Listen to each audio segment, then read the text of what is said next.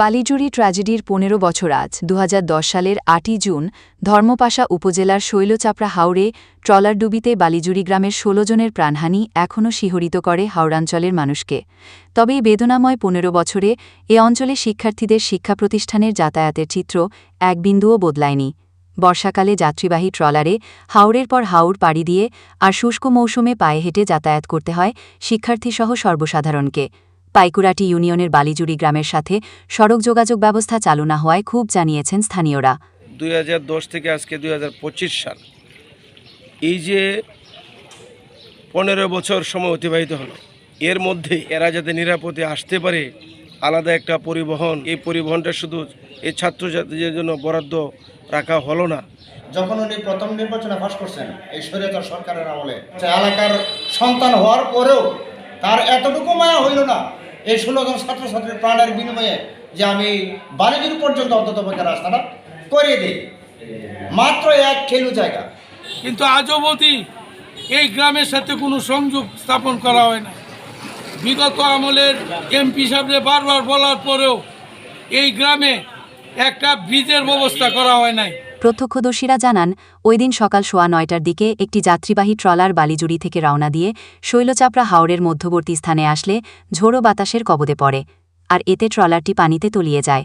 আর বাদশাগঞ্জ সরকারি উচ্চ বিদ্যালয়ের ৩ জন ও বাদশাগঞ্জ বালিকা উচ্চ বিদ্যালয়ের ৫ জন শিক্ষার্থী এবং বালিজুড়ি গ্রামের ৩ জন নারী ও ৫ জন শিশুর প্রাণহানি ঘটে। নিহত শিক্ষার্থীদের বাড়িও বালিজুড়ি গ্রামে। প্রতিবছর এদিনে বালিজুড়ি গ্রামে নেমে আসে শোকের কালো ছায়া। কয়েক বছর আগে বর্ষাকালে শুধুমাত্র শিক্ষার্থীদের যাতায়াতের জন্য এলজিএসপির বরাদ্দ থেকে ইঞ্জিনচালিত স্টিল বডি নৌকা দেওয়া হয়, কিন্তু ওই নৌকাটি চোরাচালান কাজে ব্যবহার করায় তা মধ্যনগর থানায় আটক আছে, জানিয়ে ক্ষোভ রয়েছে স্থানীয়দের মাঝে। শুনেছিলাম যে একটা ট্রলার দেওয়া হয়েছিল যে এই স্কুল কলেজের ছেলেমেয়েরা বালিজুড়ি থেকে আসবে, শুধু তাদেরকে বহন করার জন্য এই পরিবহনটা দেওয়া হয়েছিল। কিছুদিন চলছিল, তারপরে আবার শুনলাম এই ট্রলার চোরা কারবারি কাজে ব্যবহৃত হয়েছে, আবার মধ্যনগর থানা আটক। এই যে ঘৃণ্য কাজটুকু যারা করেছে তাদের বিরুদ্ধেও ব্যবস্থা নেওয়া উচিত। মনে করেন যে জীবন বাজি নিয়ে আমাদের শিক্ষার্থীরা বা এই যে গ্রামের মানে যারা আছি, এলাকাতে যারা আছি, হ্যাঁ, আমরা এই মানে জীবন একমাত্র জীবন বাজি নিয়ে মনে করেন যে আমরা চলাফেরা করতেছি। বছরেই এখানে একটা অ্যাক্সিডেন্টের একটা সম্ভাবনা থাকে যায় প্রতিদিনই। দীর্ঘদিনের প্রত্যাশা তাদের একটা সেতু, এই সেতু তেমন কিছু না, ১০০ মিটার একটা সেতু হইল। এটা বালিজুড়ি গ্রামের পিছনে একটা নদী আছে, বন্যী নদী, এইটার উপরে। শিক্ষার্থীদের নির্বিঘ্নে যাতায়াতের প্রয়োজনীয় ব্যবস্থা গ্রহণের আশ্বাস দিয়েছেন উপজেলা নির্বাহী কর্মকর্তা জনি রায়।